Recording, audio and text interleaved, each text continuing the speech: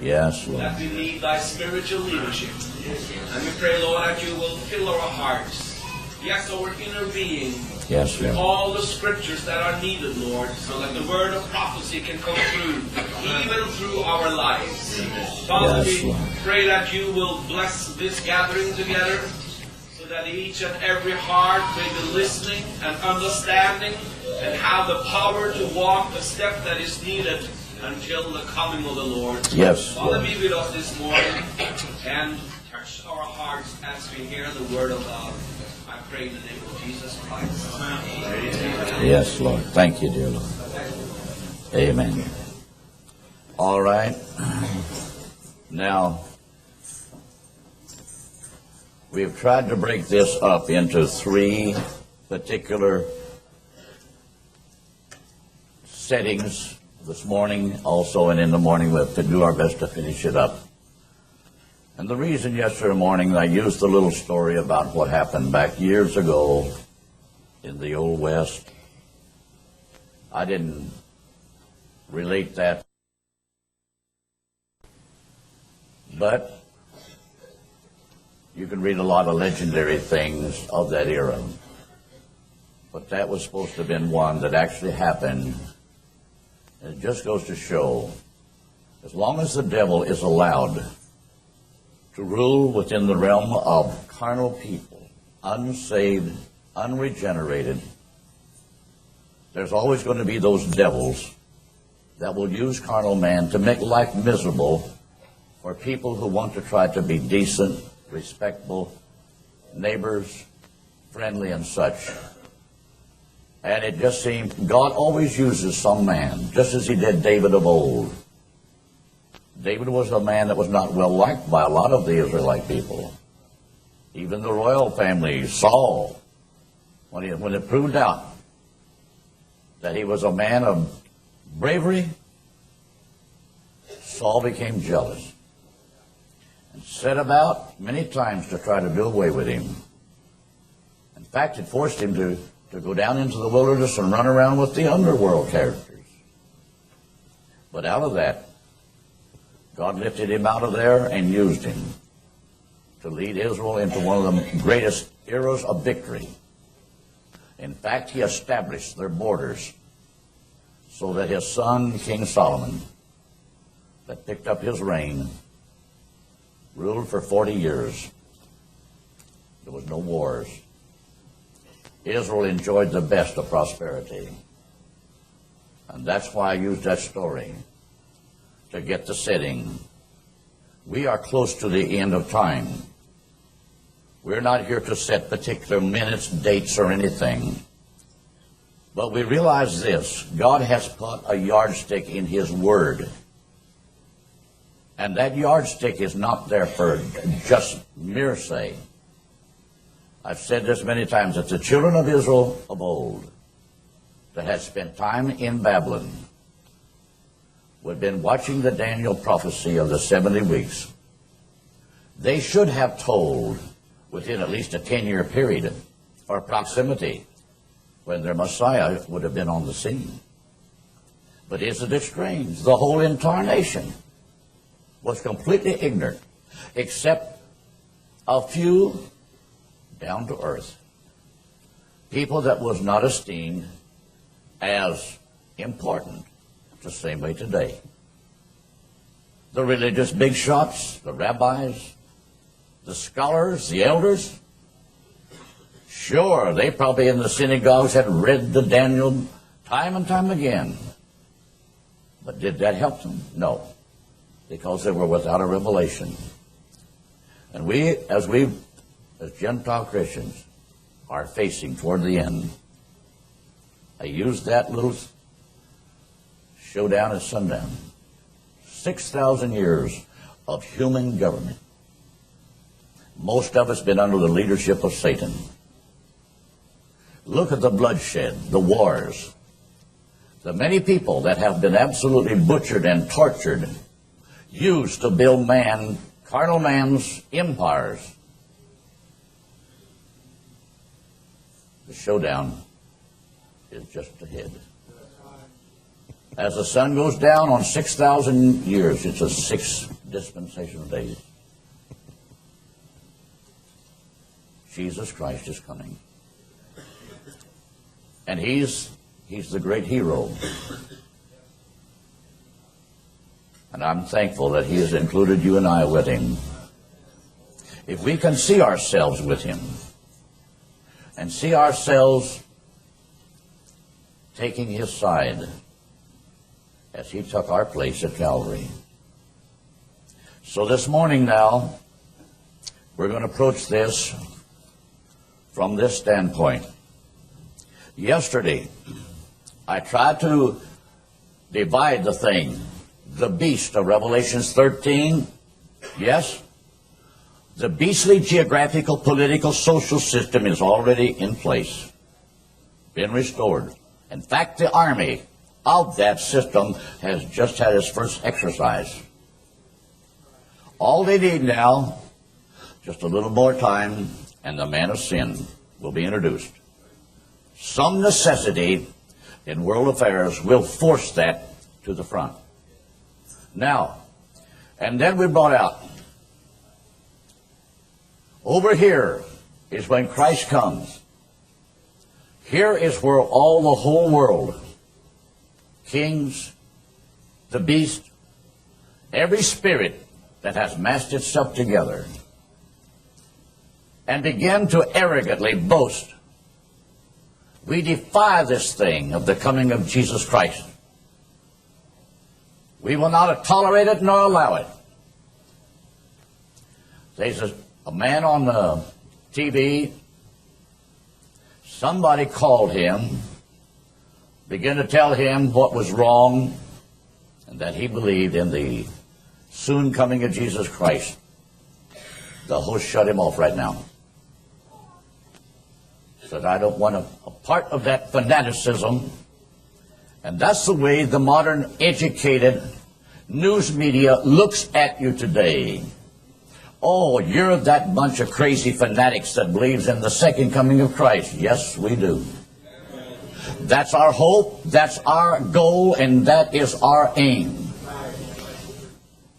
If his first coming was a reality that set this thing in motion that causes us to be today what we are, then this is the objective, brothers and sisters, we've been living for, singing about, preaching about, because it's the hope of the ages.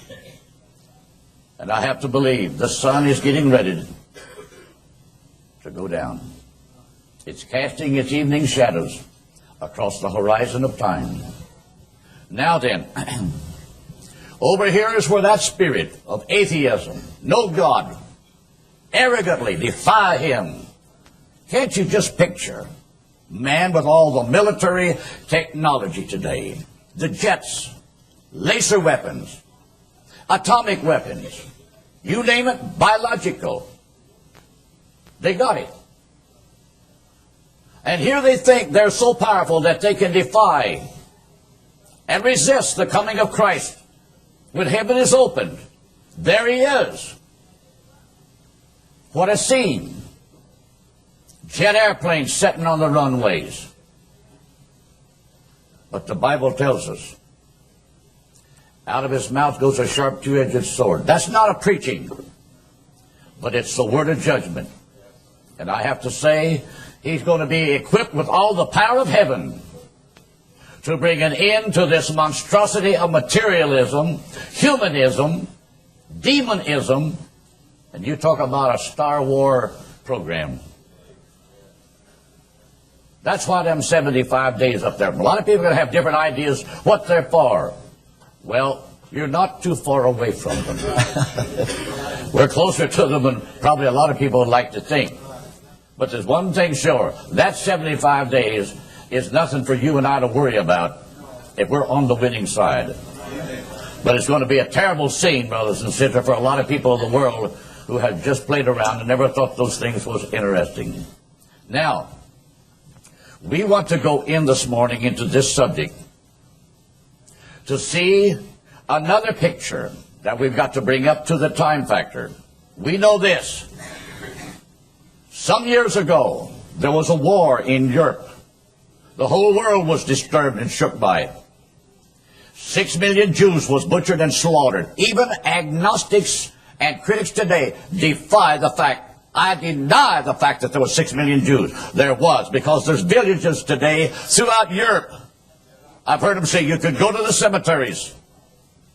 This was proof that those particular families lived in that area long before the war. But today in those villages, there is none of the names of those family Jews.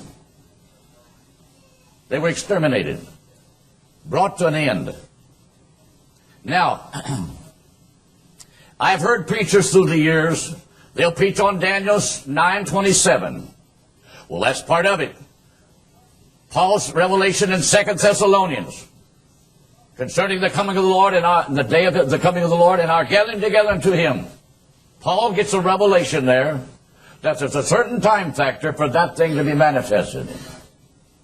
These seem to be the picked scriptures for them to preach on the Antichrist. But brothers and sisters, there's other things that concerns Israel.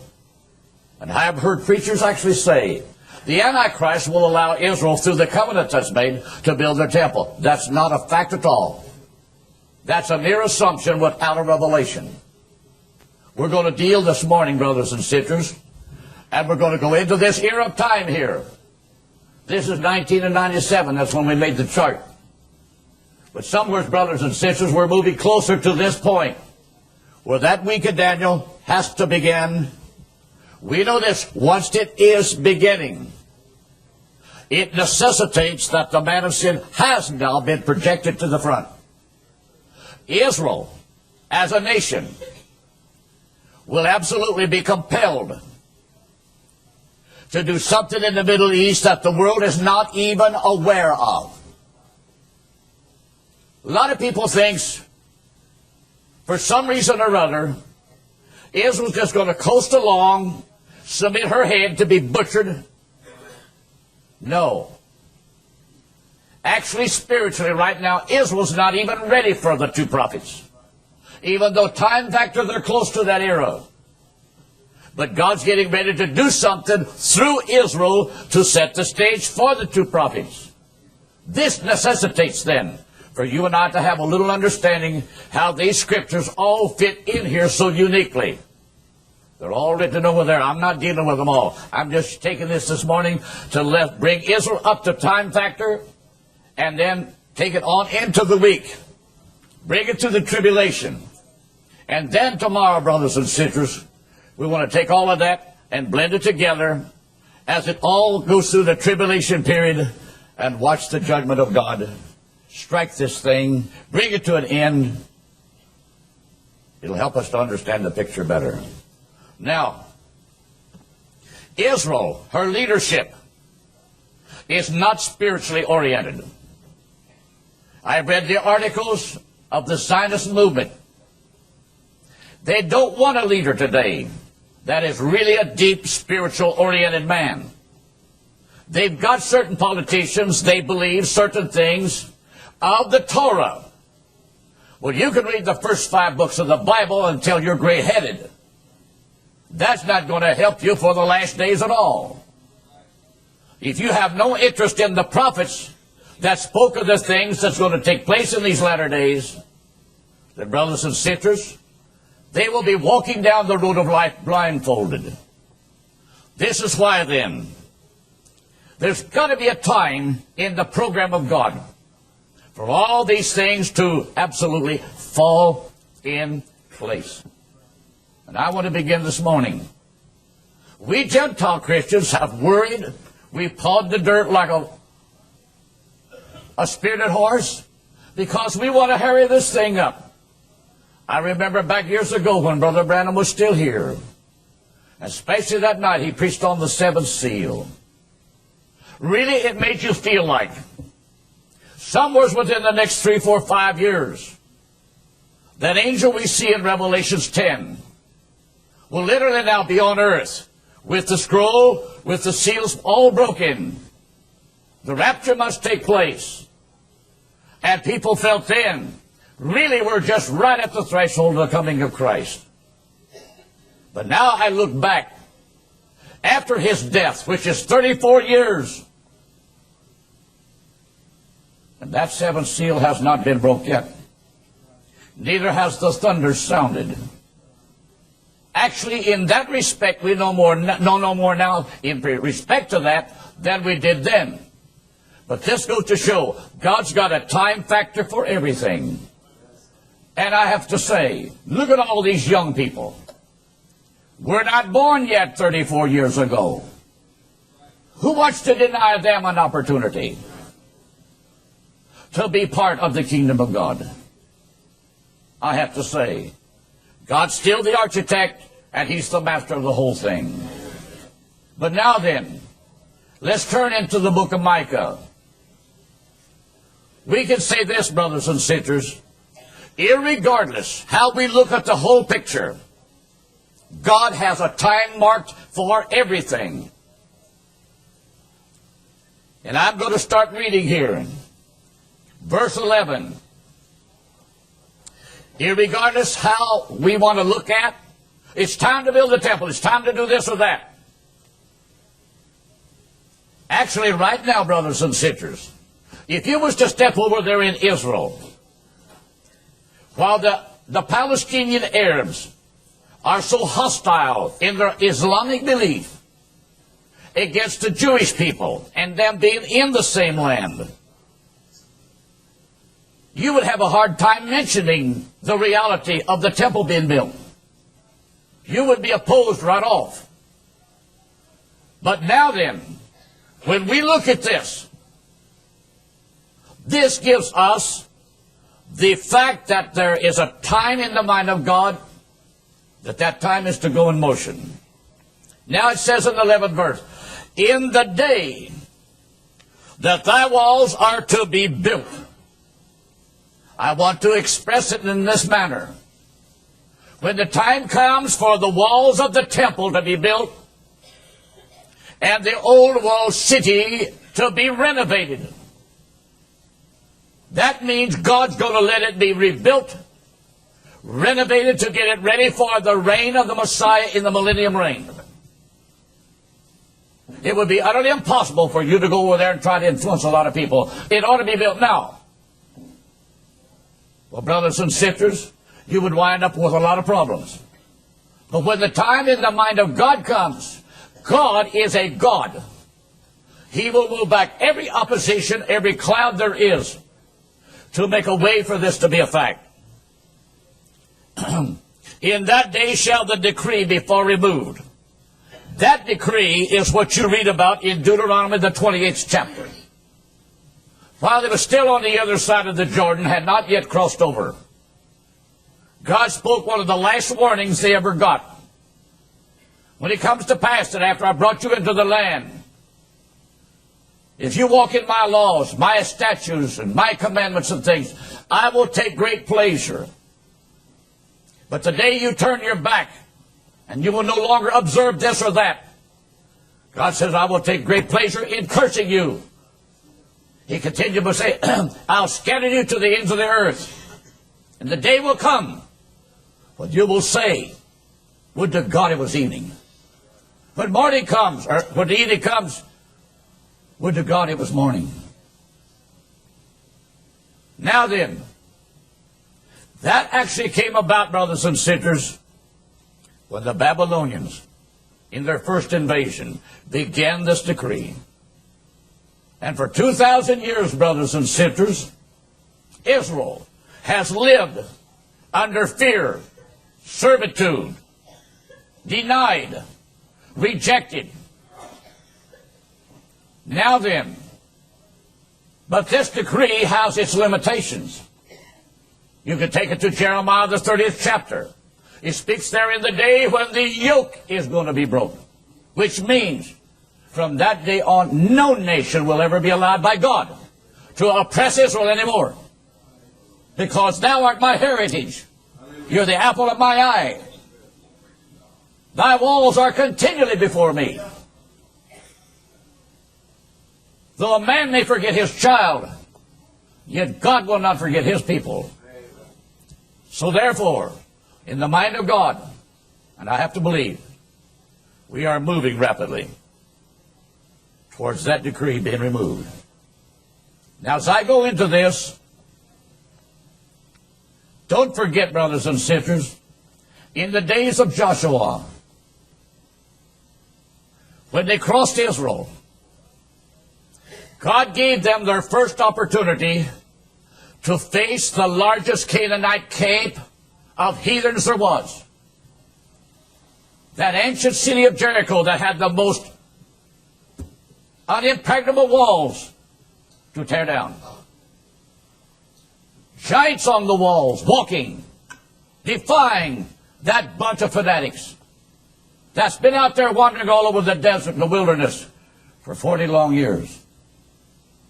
God didn't take them to some little village of Canaanites.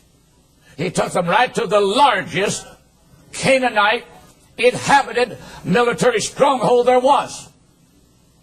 Because God was going to show them a miracle. Hallelujah. This sent a precise type. That's why for 6 days they marched one time around and blew their trumpet and went home. That's confusing to that bunch of soldiers walking on the wall. What are they up to? The second day they did the same thing. After a while they began to say, they ain't going to do nothing. They're just trying to scare us. But when that morning came of the seventh day, everything's going to be different from now on. But the Canaanites didn't know that. And neither does the world know what's about to take place. All this type that when 7 Gentile church ages has been completed, and God's got his last Gentile soul. Now, time-wise, he points his finger back to Israel. And she's going to do something in the land of the Middle East, in the face of the Gentile world, when they have massed the greatest potential kill power of military technology that has ever been. Israel is going to do just exactly in that hour in the Middle East what she did when the end of that 7th trip around came. That's the only thing that typed. Israel would be in and out of the land during the time of 7 Gentile church ages. But as that 7th age comes to a close, and God time-wise turns from the Gentiles now to the Jews, Israel will be absolutely looking at all this Gentile political humanism, demonology, militarism right in the face. And how's Israel going to defeat that? Just like he did Jericho. There's going to come a shaking, brothers and sisters, throughout this political world. That's going to make intelligent, educated professors of ignorance shudder, get nervous, have a heart attack. All right. Let's go. In that day also, he, the Israelite, shall come even to thee from Assyria, and from the fortified cities, and from the fortresses, even to the river, and from sea to sea, and from mountain to mountain. This is talking about that last phase of immigration back of the Jewish people to the land. Notwithstanding means, however, the land shall be desolate because of them that dwell therein. Think of it. 700 years before Christ, God spoke what the Palestinians would do. Now then, feed thy people with the rod, the flock of thine heritage, which dwell solitarily in the wood, in the midst of Carmel. Let them feed in Bashan and Gilead as in the days of old. He's bringing them back. Now then, verse 15 brings you to the end time itself. According to the days of thy coming out of the land of Egypt, will I show unto him, meaning Israel, marvelous things. We was building this building, the first part of it, in the year 67. In the month of June, we had a brother here that had a radio. He left it on all the time. Every once in a while, the news announcers would break in the program to bring us news up to date from the Middle East. When that war started in the Middle East, nobody knew how long this thing's going to last. But within 6 days' time, brothers and sisters, that thing had started and was now then over. I remember we was putting on the ceiling tile. I heard military men, lords of England. It had to be the hand of God. It was a miracle. No way could Israel have done this, because the Palestinians had them outnumbered man to man, plane to plane, tank to tank. The kill power of the Palestinians was many times over. But look what did God do. Now, if God did that then, to me that was just an eye-opener for the nation of Israel herself. Because for a little while, even her politicians looked back at that era and talked about it. But brothers and sisters, they soon forgot it. It's just like the Gentiles have done today. They seen a miracle so many years ago. They saw a man with a gift from God. Oh yes, as long as they saw that, tears could come down out of their eyes. And they would sit there, and oh, it has to be God. 15 years later, they don't even talk about it. They've done forgot about it. That's been the state of Israel. From 67 to 97 was 30 years. 2 more added on to that makes it 32 years since that was a miracle war. And now Israel no longer talks about it. Look at the land she took. But because she listened to UN advice, she let the UN talk her into giving back up, coming back away. It makes it look like prophecies going in reverse.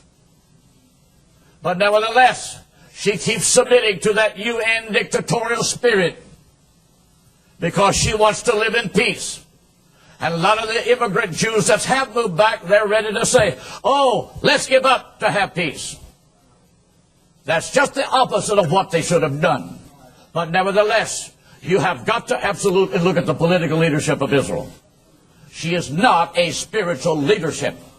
She may have certain ideas of legalistic views, but she feels like she's got to listen to this UN dictatorial opinion. And I have to say, brothers and sisters, that era is just about over.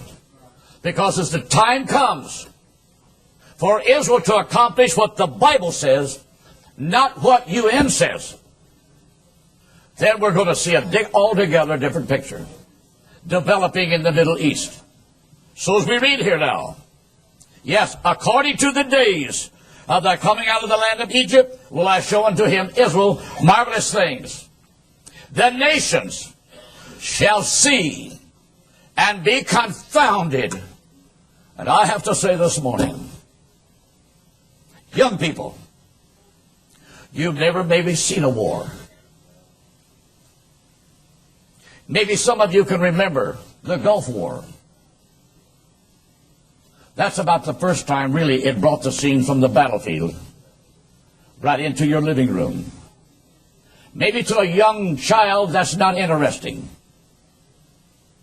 But if you're interested in serving the Lord and you want to live for Him, you're living in an hour now you cannot help but be interested. Because the potential outcome is going to be important as to how you and I allow our faith to be strengthened. And I have to say, look at the reading of this text. The nations shall see and be confounded. God knew that there would be television. If this miracle war and whatever was to take place had have happened 100 years ago, it would be 2 or 3 years before you would have even read about it. And visually, you would have not saw one thing on the battlefield. Only if pictures were taken and printed in newspapers. But when God says, and nations shall see, well, how in the name of common sense is nations going to see if there's not some kind of modern technology that brings it from the battlefield right into your living room? Brothers and sisters, I have to say, Lord, even come down. Now then, yes, the nations shall see and be confounded at all their might. Oh, but we've got this. But we've got this. Yes, but God is a God that can multiply everything that Israel's got 10 times over to what we've got.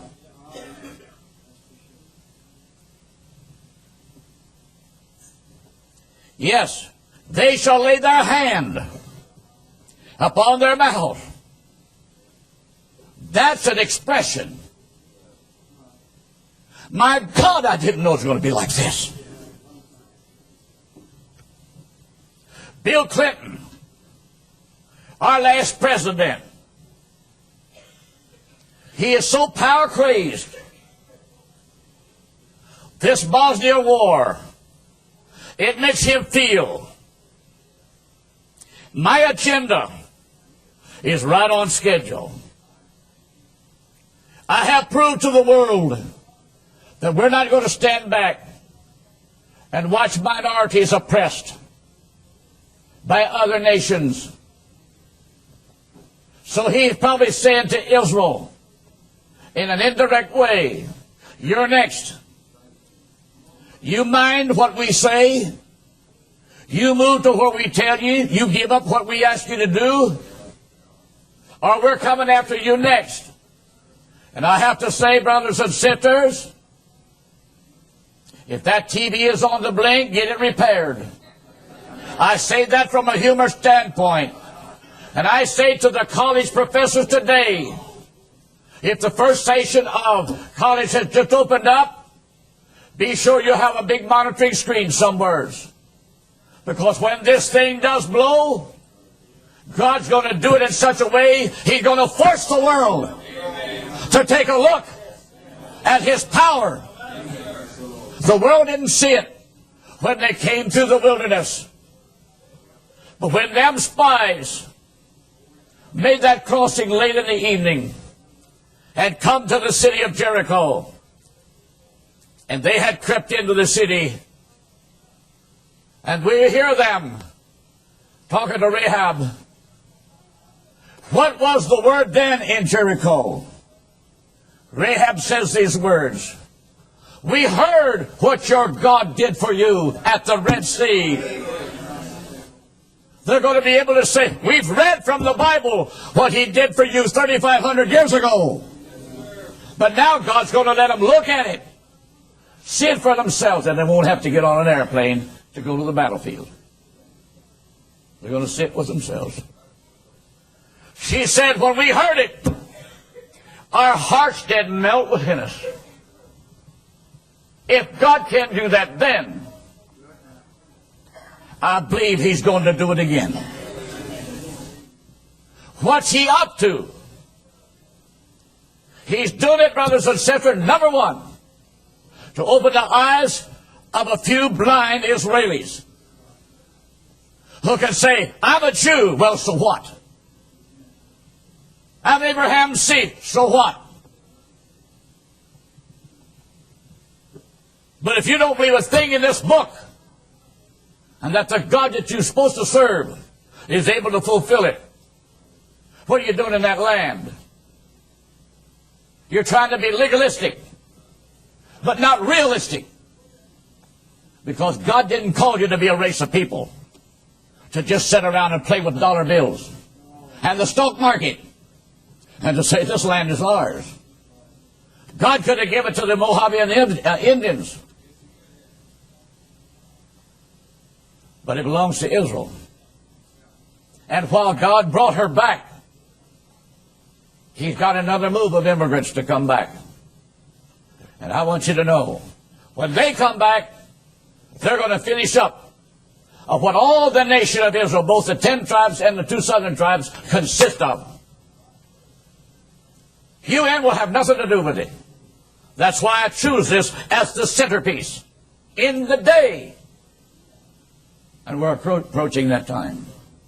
Yes. The nations shall see and be confounded in all their might.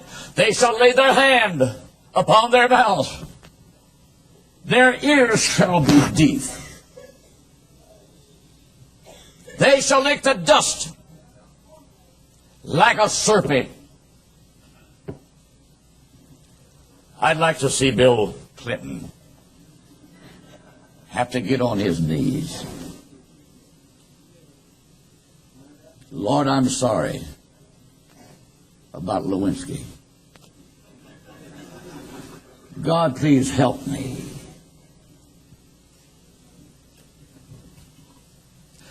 They shall move out of their holes. Now, why did the prophet say holes? What put them there? Something made them do something other to hide themselves. And that's not their living quarters. Do you understand what I mean by that? That means something's going to scare them so bad, they're going to look for a place to hide in. Their fancy cars ain't going to save them. Captain Do fighter jets ain't going to deliver them. Because there's a God of heaven. He's on the scene. And He's showing Himself to be real. And brother, this is to prepare the heart of an element of Jews, as well as some Gentile people. And brother, God's going to do a good job of it. When I say that, don't think for 1 minute it's going to convert the world. No. God is a God that knows every human being that exists. And out of a population now of over 3 billion people, I have to believe there's a few mortal people living on this planet. God's going to use this as one means to get their attention. Because this, in all probability, is one of the only things that'll help them keep them away from accepting the beast system and going on into destruction. Followed by the everlasting gospel, which will be done in that dark tribulation hour. With these two things in mind, God, number one and foremost, it's His way of opening Israel's eye. Not all Jews will eventually give in. They'll be politically, scientifically, naturally, humanistic. They're the ones that's absolutely going to sign a covenant with the political elements of the world. But I want you to know, brothers and sisters, somewhere this takes place. Not in the beginning of the week at all. No. Israel fights no war in the week of Daniel. It's got to be somewhere right here in front of us as we move toward this era of time. That's why I have to say, brothers and sisters, we are moving fast towards the closing hours of the 7th church age. Somewhere on this earth, God can be speaking to His last Gentile soul. That person that's to be part of His living bride. God will be dealing with us, just as our brother preached last night. He's not taking this church out of here, a fundamental bunch of people. We know all the fundamental doctrines and things of the Bible. That don't make us spiritual at all. We can say this. The charismatic is recognized by the world. They amount to thousands upon thousands of people. But you and I, we are a little minority. And the most that probably anybody would say, well, they are the followers of that man who started that cult. And they want to put thumbs down on us. But I have to say, there's a day coming. God's going to let some things be done with us, among us. And it's not going to be, brothers and sisters, for the mice in the woodwork to watch. Somewhere out here in this world society, certain things are going to be done. You couldn't hide it. God's going to do it in a way to cause this to be an eye-opener to communities, to societies, to systems. It's His way beginning to take the veil off. This is my people. And on top of that, within that element of people, they might have something to say. Maybe to a friend, maybe to a community, or to some official. And that official will have to say, where'd you get that? Only God could have told you that. Now I say that, brothers and sisters, as a point of illustration. This church is headed for recognition of some nature. No, you're not going to be on TV competing with programs. No. But if God builds a stage for you, then brothers and sisters, don't get on it and then jump off of it. He's doing it for a purpose. With this in mind, this miracle war, Numbers 24 drops right in here. Zephaniah, the 2nd chapter, drops right in here. All these chapters of prophecy, they stack up one on top of the other because together they draw a picture. The world is literally going to be shook. God's going to make some element of the world acknowledge there's a God. Right now, we have in our possession, out in the state of Kansas, a year ago, their legislative body was going to open that program on that morning with prayer. The prayer was worded. 6 of their officials got up and walked out, said they don't want nothing of it.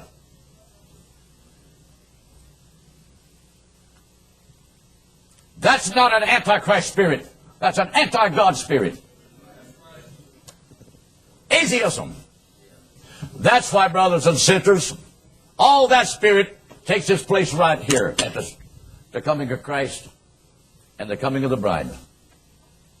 Will you rule the world? No. Because in front of us, as we deal with this UN governmental side is going to be ripped and torn to pieces. God will not allow some demonic system like this rule this planet. Because I got the agenda.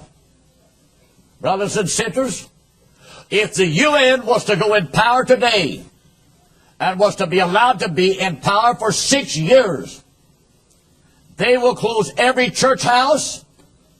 They will put preachers off of TV. Not only have they taken the Bible and prayer out of the schools, but there will be no place in public that religion or God or anything will be allowed to be expressed. Because the main aim is, we're humanists. I know what they're saying because I got their literature. Clinton has already told the IRS that in case of certain things, they can close the door of every church.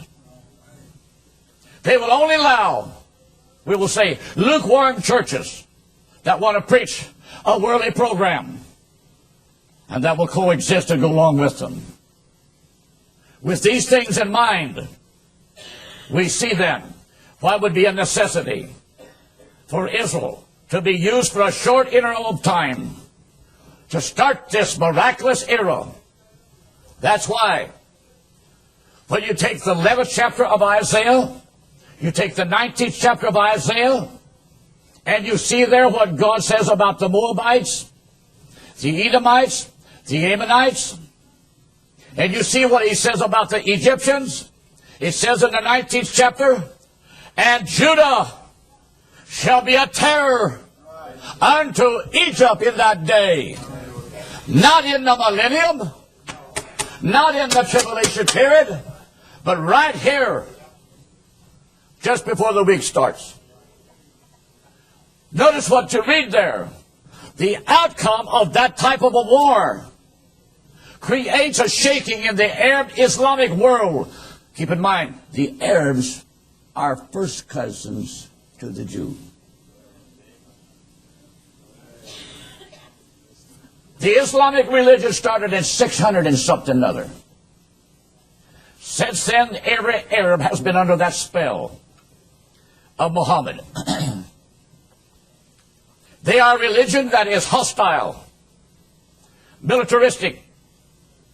They've slaughtered thousands of people through the systems of time. God is going to do this. Number one, to open eyes of a lot of people in the world. Not to convert them, because he's going to use some of them. Number two, he's going to destroy that Islamic religion in that Arab world. Why do you say that, Brother Jackson? All because it tells me in Ezekiel 38. Preachers today, on TV, doctors of divinity, they want to tell you Ezekiel 38 is Armageddon. How blind are they? Brothers and sisters, listen to me. When Armageddon is fought, it's right here. That's what this black line is. It's fought just before the week comes to a close.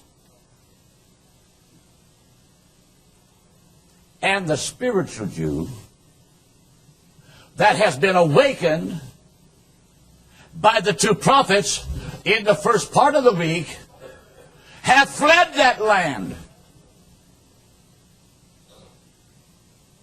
Where did they go to? They're supposed to be there. If Ezekiel 38 is Armageddon, Ezekiel 38 is not over here. Ezekiel 38, it's a miracle war.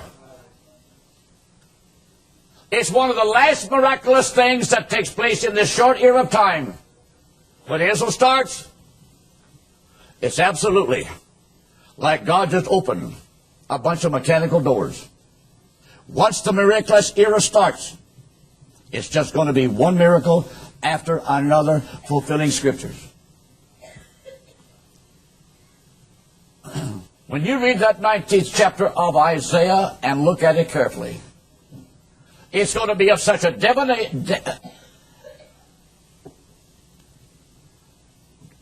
destructive war.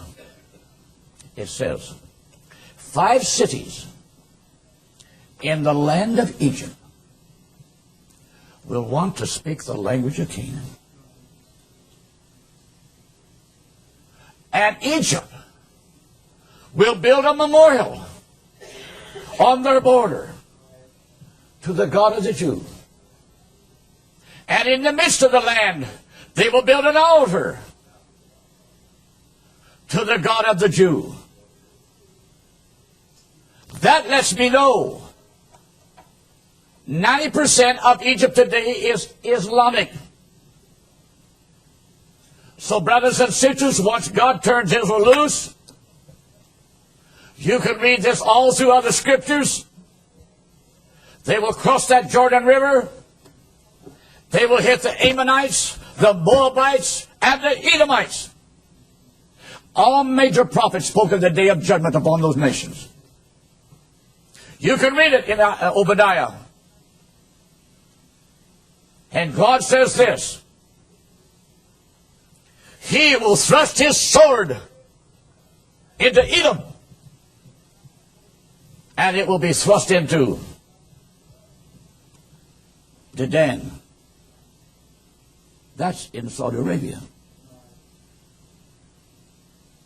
And they will know that I, the Lord, have executed my vengeance by and through my people Israel. That's not a 10-year war. It's not a 2-year war. It's no more than like 3 or 4 or 5 days. And from that era of time, the Egyptians and the Syrians will be compelled to make a covenant between them. Read the 19th chapter. And it's a covenant that they will want to make with Israel. And brothers and sisters, when that miraculous thing is over, what has God done with the Arab world? They're right back believing in Jehovah, Elohim, or Yahweh, just like their forefathers did in the days of Abraham. That sets the stage then. Now then, not every Arab, or not every Islamic people is Arabs. You're Iranians, you're Ethiopians, you're Libyans, and those like their other nationalities. Try to get the picture. Now then that God has done this, try to picture the Palestinians then. Instead of being a resistant people, they become a cooperating people. God has torn down their Islam, and now that He's restored Yahweh to them, and this is God's way of using them. You read the 60th chapter of Isaiah. That's not a picture yet over here in the millennium. The final effects of it, yes. But the initial beginning of Isaiah 60 is how this building program starts. Now then, you're right at the threshold of the week. Because they'll start building the temple. And there ain't going to be no Antichrist. You can't do this, and you can't do that. Isaiah 60 says this. And out of Arabia, it calls it by another name, caravans, gold, incense will be brought to decorate the house of His glory. Then it switches to some of the Bedouin people. They will furnish lambs to be sacrificed upon mine altar, and I will accept it. Israel today does not have an animal breeding program if this thing is closed. But see, the prophecies of God already foretold. And that, brothers and sisters, is out of the land of Nebaioth, one of Ishmael's sons. They're gladly going to say, here we got plenty of sheep you can have. And brothers and sisters, from there on it says, and the glory of Lebanon shall be brought unto thee. What's going on? Israel is not going to have to send out a universal plea. It's God's way of touching peoples. Politicians are left out of the picture. And Israel, by now having seen God's miraculous power, those whose eyes have become open, they're going to be the one. Now then, we're going to serve Yahweh. Now then, we'll build our temple. And the Islamic Arab people, it won't be Islam no more, will be ready to contribute. Here will come brass for iron. Here will come gold for silver. God's going to update every material object that Solomon's temple was composed of. The glory of this latter house shall be greater than the former. When you read on through that chapter, in that day, and the isles of the sea shall be converted unto thee. That's not spiritual conversion. That's the converting of material substance that Israel needs. God said, I will bring it. He says this, and I will milk the breast of kings. What does that mean? When they see this miraculous power of God, they cannot help but say, He's touched me. I want a part in that. I think of Ted Turner, Bill Gates, billionaires.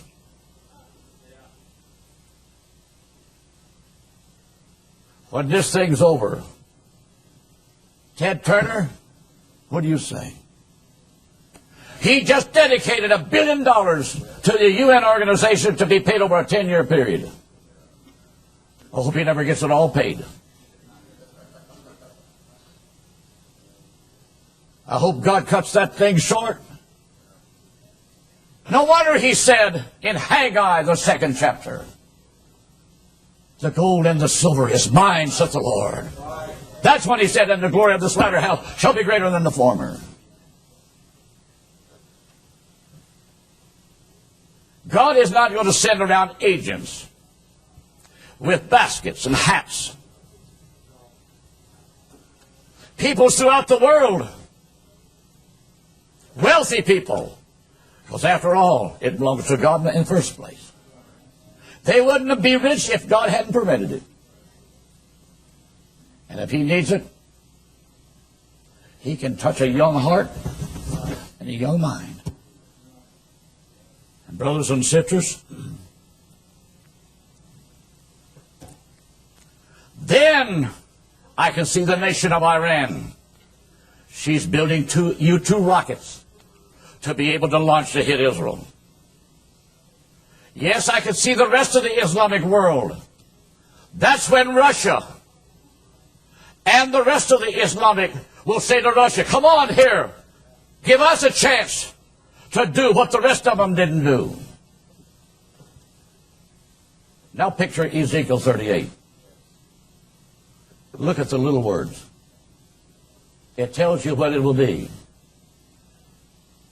And this will come to pass in the latter days, when my people Israel dwells safely.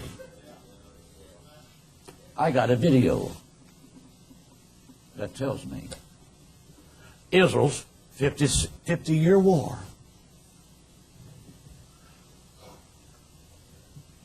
But when Russia is forced by the cry of all her cohorts, 65% of southern Russian perimeter is Islam.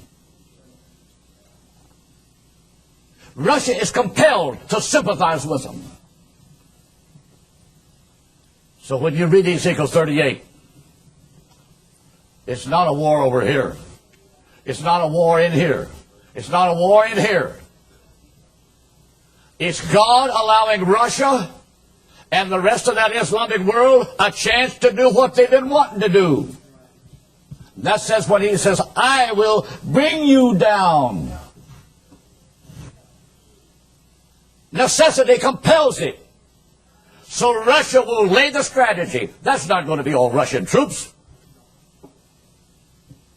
But she will furnish the technology and the military equipment. And brothers and sisters, it's not a land-based, programmed army coming by convoys. Common sense would tell you, with satellite communication, watching every move that a mouse can make, Russia couldn't move a convoy of troops through Turkey into Syria. Every satellite would pick it up. The Israeli military would be monitoring it. And they would never get within sight of the borders of Israel with convoys coming here to carry that out. Israeli fighter planes and bombers would be on the go. They'd butcher them. This is why, brothers and sisters, Ezekiel 38 is a miracle war. Because this thing was planned secretly with one of Russia's final last day innovations, being able to jam the systems of communication. She will fly these soldiers in there, brothers and sisters, in a matter of a short few hours. And that's when God says, I'm going to get mad. Fury comes up in his face. He's getting red-faced now. When God gets mad,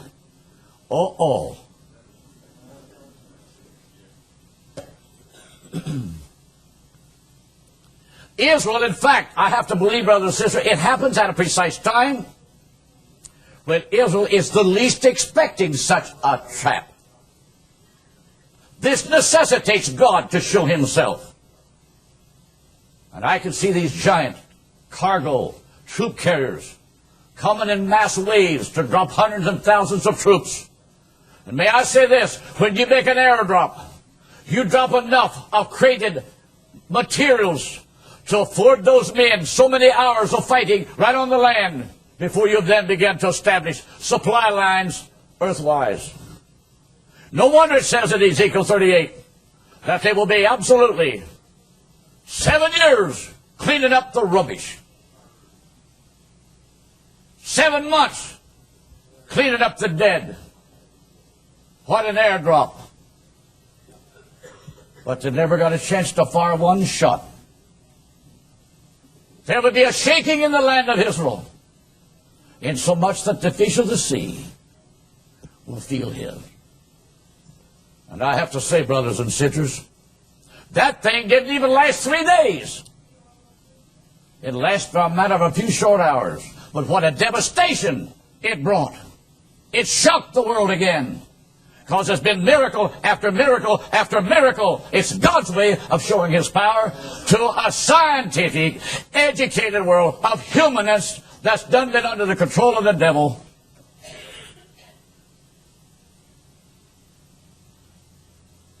And when the noise all subsides, 1/6 of these troops are left alive to be a testimony to the horror, to the tragedy, to the destructive force they run face on him. I can hear one little soldier say, Mom, I never thought I would see my way through this thing. Mom, I never saw anything like it. Soldiers, equipment, scattered, strewn here and there. No particular place of the battlefield. It was just God's judgment. The world don't believe in such things like this, but they're going to see it. God just let me live long enough to see it. And I have to say, brothers and sisters, when that thing is over, the Western world, in its political still unbelief, is going to say, now we've got to do something or we're going to annihilate ourselves. That itself is what we'll say to the Western beast. Now go on. Your UN is out of the picture. God's done tore its government to pieces, not its spirit. Because its spirit don't believe in nothing. It's under the control of the devil. I'm a little past the hour time, but I wanted to bring it to a final climaxing point. When that thing is over, Israel is going to be in the process of days burying the dead. 7 long years. They will be still gathering up the rubbish when that week of Daniel is just about over. I can see tanks. I can see Amtraks. I can see every kind of a mechanized thing that's been dropped from the air. They never started the motor. Sitting out there in the bushes somewhere.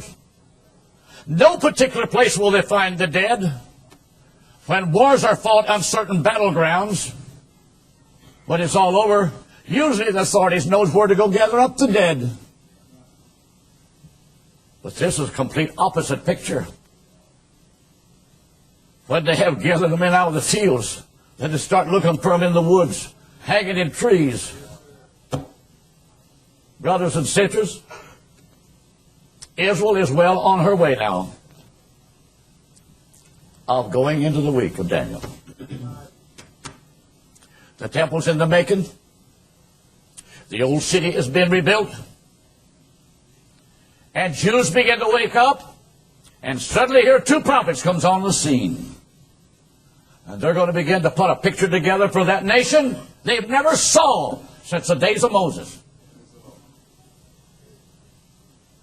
And the Gentile world is going to now stand back and look and watch. Those that do believe, God has touched some of them in their heart. The politicians, the atheists, no, they go right on just the same. But I have to say this.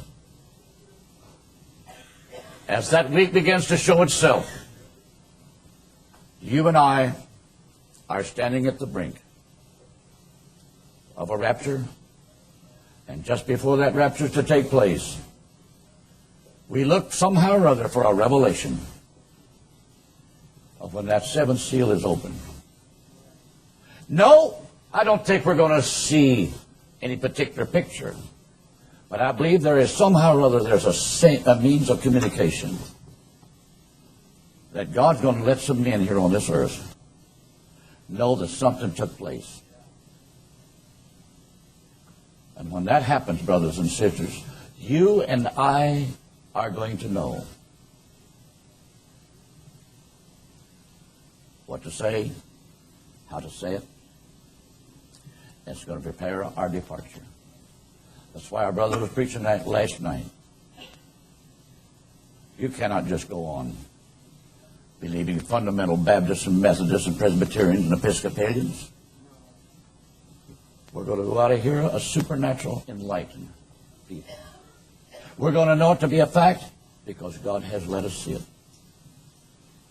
So, brothers and sisters, by God's grace, I want to pick it up in the morning. Take it from there. I hope you understand. Because Zechariah plainly 12 tells us, in that day I will make Jerusalem a cup of trembling. Come on, you heathen nations, drink of this.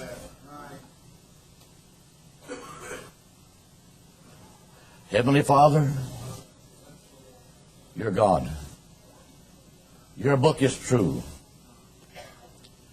You've never spoken a lie. We are absolutely mortal, Lord, in our flesh yet. We're so finite, Lord, we couldn't know from one minute to the next what's about to take place. But God, you're the one that knows all things. God, just help us to live and walk in obedience. Bless my brothers, my sisters. Lord, we're your family. It's not because we're worthy. It's because you've showed mercy. You've been kind to us. Now, Lord, take these words and use them as you see fit. Prepare our hearts now for tonight. In Jesus Christ's name we pray. Amen. God bless you, brothers and sisters.